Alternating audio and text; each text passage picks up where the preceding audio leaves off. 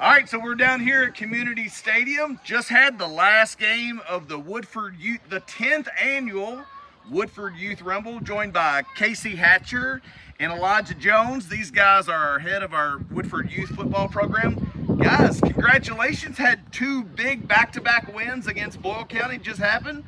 Casey, can you talk a little bit about the Rumble? How many teams did y'all have out? How many games this weekend?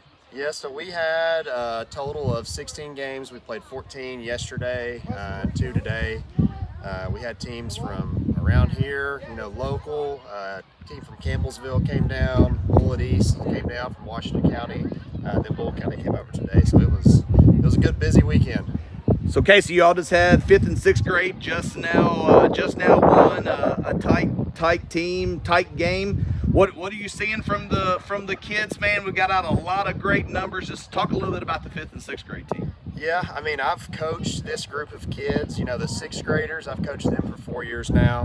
The 5th graders, I got those kids when they were in 3rd grade, and I've talked about it to all the coaches and everybody. I've been super impressed with how these kids have each year have continued to elevate their game and get better. Right, like this group of kids 2 years ago when I had them, we get in a physical game like that against Boyle County, and it doesn't go in our favor, right? But these kids, like each year, Elijah did a great job with the 5th graders last year, right? They came in. We're playing a lot of those kids this year, and that's the thing as a coach that you want to do is elevate their game and make them better players year after year after year. And it's proof's in the pudding right now. The boys are 4-0, and we've played physical teams, physical games, and we found a way to win, and they did an incredible job. So Elijah, talk about 3rd and 4th grade, just beat Boyle. Y'all have had some tough games this weekend as well. Just talk about what you're seeing from your guys.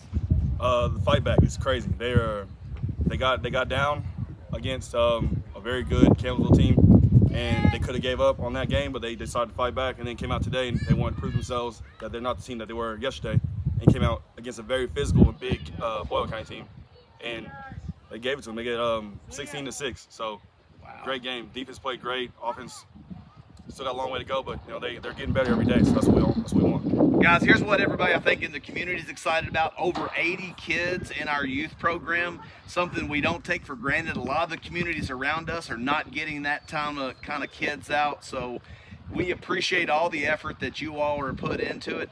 Elijah, if you could just talk a little bit about, there's a lot of ways that we're doing to get kids that come out. I know you all do training in the winter. You have a flag football league. Can you just talk about some of the things you all have done around that? Yeah, so we've been doing flag for several years now in the spring to try to get the numbers up. I think that's helped a lot, getting the kids out, introduce them to football, introduce them to the other coaches and the other teammates that they're going to be playing with. So that's helped a lot. And then this past offseason, we started our winter workouts in the bubble that was paid for by the quarterback club. It was great. They let us get in there, and I think that's what really helped us, develop some of these kids. We were able to do a whole lot. Last year was, very basic stuff. This year we were able to do more dynamic plays, more, pulling of linemen at this age is not normal, but we were able to do that because, we were able to train them, get them more explosive, better technique in the offseason. That's awesome. Well, guys, huge success. Had teams from all over the state here. I know playing in this 127 conference tournament, it's a competitive conference. What are you all expecting for the rest of the year, and what do you really want to see from your teams? Yeah, my expectations for our group, like I kind of always come into the season and have high expectations anyways, right? If you don't expect the best, then what are you really working for?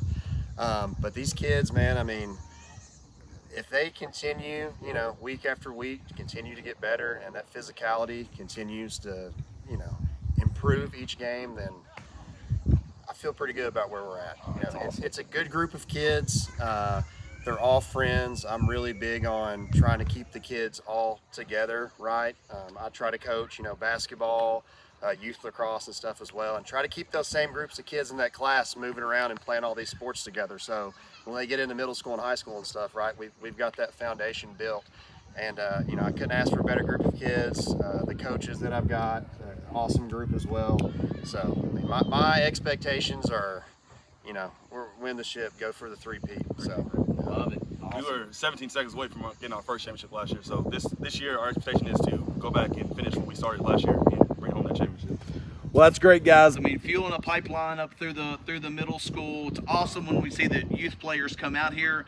They'll be out here on Friday night. You know, our home opener this week for the high school will be right out here on Friday night. So we want all the families from the youth to come out. We've had huge crowds here this weekend. So just on behalf of the community, guys, thank you all what you're pouring into the kids. We know it's a ton of time, and the Quarterback Club wants to continue to support you in doing that. So appreciate you guys, and go Jackets. Go Jackets.